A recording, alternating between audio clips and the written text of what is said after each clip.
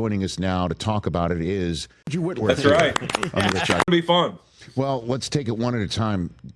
Dallas looks like a different team, right? Over the last 3 weeks, where clearly they're playing with passion and they're also playing with grief about their teammate in Marshawn Kneeland. They're also now playing with Quinnen Williams. They're playing with DeMarvion Overshown. And as you pointed out, they're playing with George Pickens playing like he's Terrell Owens reincarnate. You know what I mean? Like that, in the body of DK Metcalf conjured up by Michael Irvin. Like this is what he's playing like right now. It is. It's special to see them really bond and what they've been able to do over the last 3 weeks. Obviously, an unbelievable tragedy to have to go through losing a teammate. I've been there. We lost Chris Henry when I was a Cincinnati Bengal in the 2009 season.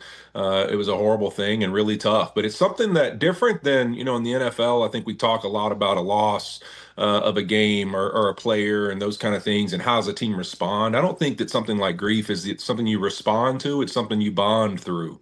And I think it's something that you pull closer together and you realize, man, you start to appreciate every little moment and every little thing you have and every ounce of, like, every time I get to walk in those white lines, man, I don't take it for granted. And every time I get to see a teammate or love up on a teammate or celebrate a touchdown, you don't take any of those little moments for granted. You almost cherish them even more because you realize life is fragile. And so to see a team bond through that and then start to pull closer together to add some more pieces, a guy like Quinnen Williams come in and start playing the way he's playing for them. I just think they're starting to not only build belief and confidence, but start to rally and pull together and build this strong bond of who am I playing for and why am I playing. And I think that's a tough thing to break. And so it's going to be a heck of a challenge for the Detroit Lions come Thursday. Yeah, because Dallas is playing better than Detroit over the last month. It's that simple. And if you had to put your marker on one team that could make a run based on how they're playing, you'd still maybe put it on Detroit because of their record, which is currently right now a slightly better than Dallas's. But what do you see when you see a Lions team playing like this, coming in with potentially no Amon-Ra on Thursday night as well, Andrew? Yeah, that's going to be the challenges for them. Is it's almost more of a, you're in a heavyweight bout and you've gotten injured and how do you fight your way out of it? And that's really what they're dealing with, because now you've lost a guy on Amon-Ra who possibly is going to be out, and you're going to say, hey, all right, that's our guy that he runs all our motions. He's our guy on third down. He's our safety valve. He fills in the run game and in support. He does everything for us. So now we got to have guys that either have to make electric plays. So we got to either create a lot of explosives with Jameson Williams and, Jamar Gibbs in the run game, or we're going to have some guys maybe play more down in and down out effective than they've had to be asked to do in the past, because that's who he was for them. And then also having Sam Laporta have been out and not a part of this team, that's two guys that did a lot of those type things for you. They could do a bunch of different things to help you be successful on offense. And then on top of that, they've really struggled inside. They've lost some guys in the interior line coming into the year, especially a huge one in Frank Ragnow. But then even throughout the season, had some injuries. The guys have been banged up, and it just hasn't been the group that it's been in years past. And so I think that's a big challenge for them, is that they aren't up front what they've been in the past, and then now they're dealing with injuries as well. And that's really for them on offense going to be a big challenge, is how do they overcome that? Got a month to go, brother. You got after this one an Atlanta at Tampa game that prior to Atlanta falling apart was a matchup between two teams one would think to win the division.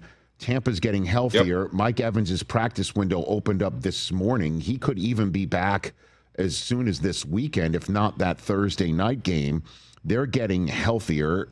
And then take on Carolina 2 of the following 3 weeks, while your Week 16 game, Rams at Seattle. Just a small one, not a big game at all. Monster big.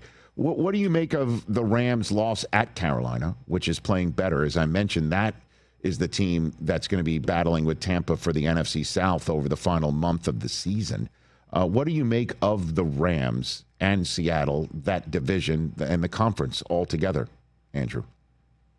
Yeah, I'm really excited for that one for a lot of reasons. And I think that Seattle and LA, to me, I still think have been two of the most consistent teams in the league this year. I think when you look at Denver, how great they've been on defense, and Bo Nix and the offense have kind of been up and down throughout the year. There's been some games where you get really frustrated while they're not doing more on offense. You look even in New England now, the amazing season Drake May's playing, how that defense has stepped up. Those are two teams that stick out in my mind, the AFC. But when I go to the NFC, to me, it's Seattle and LA, and it's which team, the survival of the fittest, right? And that who stays healthier, who has the opportunity to get hot at the right moment. One of these two teams, to me, has got the opportunity to represent the NFC in the Super Bowl, and I think that those two teams have to have that in mind, and they got to be preparing themselves for this journey. And I think you look last week against Carolina for LA.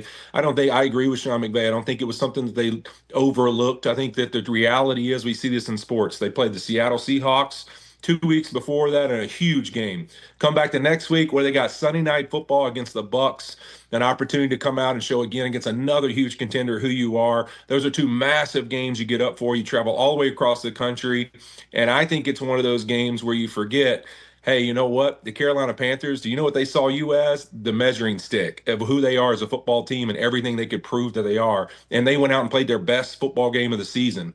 And I think that you have a couple turnovers and you lose a game. And I think it kind of tells us the story of this NFL season. To me, I think this is the parity of the year of this season is higher than ever, and it's really truly to me the hottest teams have a chance to go win a Super Bowl when we get to the end of this season. We get to the playoffs. Who can get hot at the right time and who's healthy? They got just as much a shot as anybody, because I think everybody has their warts, and everybody's kind of shown us that there's a pretty even playing field when everybody plays their best. So I think it's going to be a lot of fun to see the rest of this season unfold, because I think there's some sleeper teams. You brought up one of the Bucks. If Mike Evans is back, do they all of a sudden start to ascend? The Cowboys are ascending right now. Who's going to stop them? There's some of these teams that are making runs that I think it's going to be fun to see how this season kind of unfolds here at the end. Don't forget about the Texans and that defense, because if they can start playing some offense, Lord, they're a team that defensively feel like they can stop anybody. Yeah, that said, there are many, though, who observe professionally, and I'm raising my hand. It's just tough to quit some of the teams that we're used to seeing. You know what I mean? And in the last game of the Prime Video season, Christmas night, is Denver at Kansas City. And remarkably, Andrew, the Broncos could have the division wrapped up at the expense of Kansas City's by then. We'll see what happens with the Chargers, who are in between the two teams right now. Where do you stand on the Chiefs, Andrew, and their ability to still get there? What do you think? Yeah, I think it's going to be a real challenge, and one of the main reasons is we've said this throughout the year when they've not been able to have their tackles, is that when you don't have those tackles for Patrick Mahomes to give him the opportunity to extend plays to be him, they've still been really good on offense this year. There's no doubt about that. They're still going to put up points. You even look at the Dallas game; it's not like they were inefficient on offense. They were playing well in that game. It's just Dallas made more plays than them, and that, unfortunately for them, without their tackles, if Josh Emmons is out now, and you look at the games they've lost, it's when they've kind of had to fill those positions. You look at what the Bills did to them with injuries at both tackles positions, and then in this game, it got the same way. I think that without their full Arsenal offensive line, we've seen this. It hurts him. I mean, I think of even the only Super Bowl, like you think of the Super Bowl they lost to Tampa, when they lost both guys before the Super Bowl. It's one of those things that we've seen. This is a huge factor for them. When he loses that ability to extend plays and maybe play within the pocket, within the time and rhythm he wants to, it really affects their football team eventually. And I think, to me, that's going to be the biggest challenge. I will say this: I think it will be unbelievably impressive if they pull it off and get in the playoffs, because they've had to overcome a lot this year, and to overcome that again, it would be one heck of a freaking hill to climb, that's for sure. And I think there's some other teams, Texans, some of these others, that seem to be getting hot at the right time. They're going to make it even more challenging. Yeah, it is off the charts, right? And again, what they need to do, the Chiefs need to win this game, obviously, first things first. And then that would mean they have a tiebreak over the Colts and the Texans. And they have to hope the Jaguars, who they've lost to, wins the AFC South. And that's the way the Chiefs can make the playoffs if they keep winning, because I think the division's gone. I do believe it's a wild card or bust for Kansas City for the first time in the Mahomes era to make the playoffs.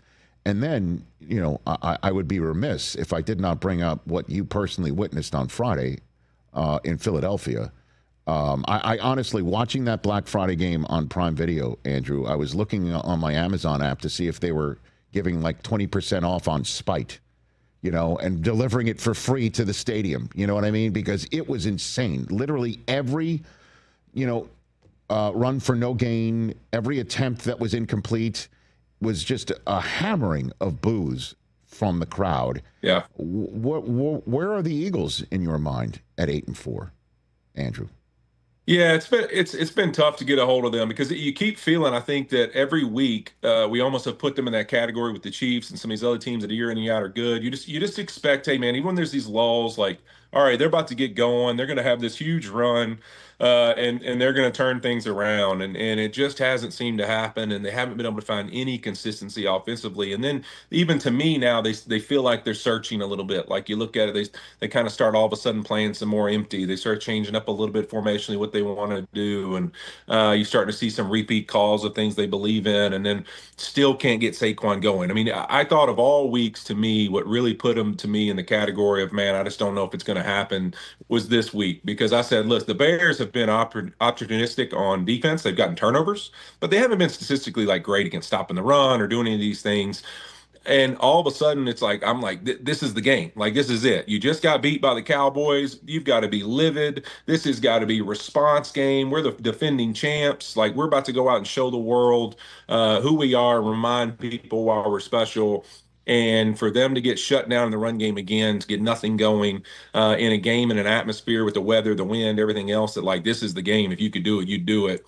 They're not able to do it. And on the other side, the Chicago Bears run the ball at will against them. Unreal. I think, to me, that's really the message was sent, and that is that we might have been waiting on the wrong team to take off. Maybe it's the Chicago Bears that we need to put in that conversation of a team that's ready to make a run. Yeah. And then this weekend against Green Bears Bay, against the Green Bay Packers, a half game separates them. One tie separates them.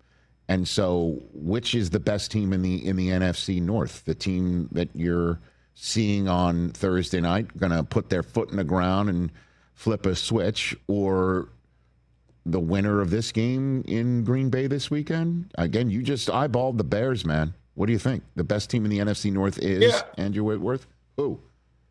Yeah, I think, to me right now, I'm going to sit here and say I think it's the Green Bay Packers, and I think it's just because I believe that they've got a little bit of everything you need to go contend and be the best team in the NFC, and really compete with Seattle, compete with LA, because of what they can do on offense, the defense they can play, some of the playmakers they have. I think, to me, they've played more consistent at the quarterback position as well than probably what Caleb Williams has done in Chicago. But I mean, this game this weekend is for it all. I mean, the Bears can prove who they are and show their mettle, and I think it's also cool. You look at the NFC North in the next 3 or 4 weeks, we're going to know exactly who they are. I mean, they got the Lions play the Rams, they play the Cowboys, the Bears and Packers play each other twice. The Packers also play the Broncos. Like, we're going to know exactly what's going on in this division and who's for real over the next 3-4 weeks. And it's a little bit of survival, like how many of those games they get through healthy and showing who they are as contenders. I think it's going to be fun to say fun to see who kind of rises to the crop in this division. And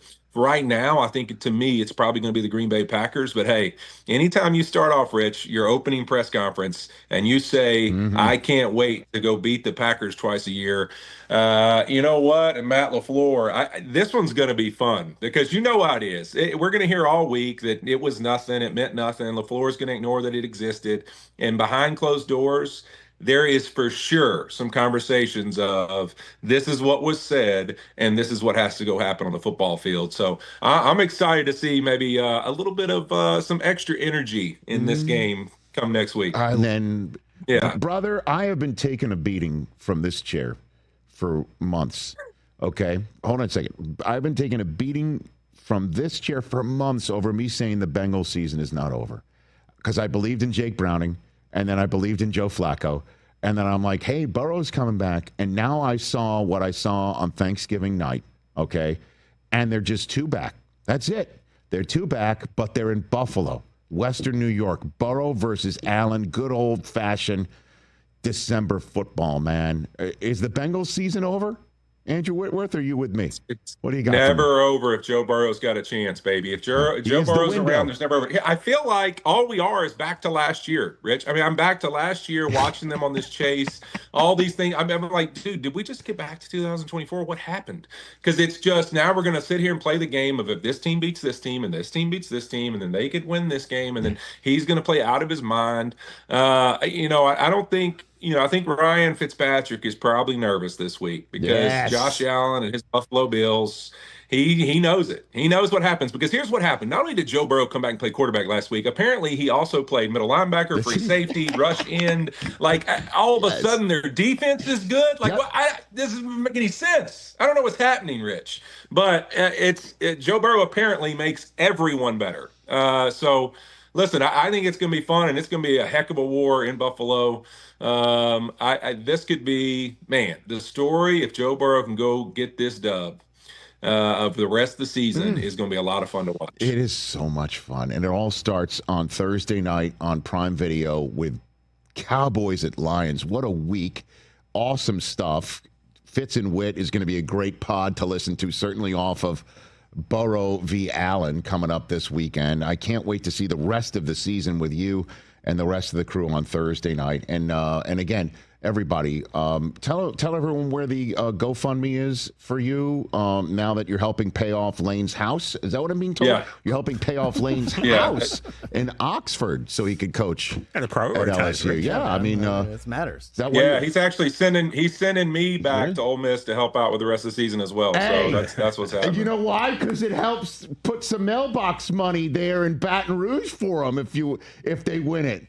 What a great idea. That's right. That's what I was talking about. I'm going to go recruit some. I'm going to go work with the Ole Miss O linemen. Just maybe throw in a couple good words about Baton Rouge and a couple of my favorite places to eat. So someday when you and I are going to be spending another moment together having a libation, you'll have to explain to me SEC football. Okay, just explain to me how that world is completely different from the rest of planet Earth. Okay, you'll have to do that for me one day. Very different. Hey, great to see you. I got you. Look forward to seeing you and the rest of the crew in Detroit tomorrow night to kick off a week of the season. And what a great way to do it. Thanks for the time, brother. Appreciate it. Yeah, brother. Appreciate you, man. Andrew Whitworth, one of our favorites right here on The Rich Eisen Show.